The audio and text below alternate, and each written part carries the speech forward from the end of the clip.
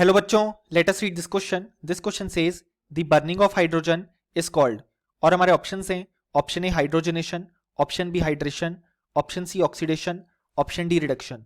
सो इस क्वेश्चन में कहा गया है कि बर्निंग ऑफ हाइड्रोजन को हम क्या बोलते हैं.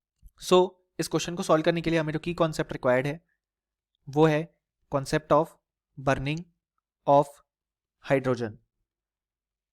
अब यहाँ पे बर्निंग ऑफ हाइड्रोजन गिवन है और हम जानते हैं बर्निंग हमेशा ऑक्सीजन के प्रेजेंस में होती है, यानी कि बेसिकली रिएक्शन गिवन है बिटवीन H2 एंड O2. सो जब हम इन दोनों की रिएक्शन करवाते हैं तो हमें फॉर्मेशन देखने को मिलता है यहाँ पे वाटर का. सो इस केस में अगर हम देखें तो जो हाइड्रोजन का ऑक्सीडेशन स्टेट है वो है यहाँ पे 0, क्योंकि यहाँ पे हाइड्रोजन केवल खुद से कंबाइंड है और ऑक्सीजन का भी ऑक्सीडेशन स्टेट जो है यहाँ पे वो है 0, क्योंकि वो भी केवल खुद से ही कंबाइंड है. इस केस में अगर हम बात करें तो जो हाइड्रोजन का ऑक्सीडेशन स्टेट है वो है +1, क्योंकि जब भी हाइड्रोजन कंबाइन करता है दूसरे एटम्स के साथ तो नॉर्मली वो +1 ऑक्सीडेशन स्टेट शो करता है. और ऑक्सीजन ज़्यादा इलेक्ट्रोनेगेटिव है, उसका यहाँ पे -2 ऑक्सीडेशन स्टेट आता है, जो कि उसका नॉर्मल ऑक्सीडेशन स्टेट भी है.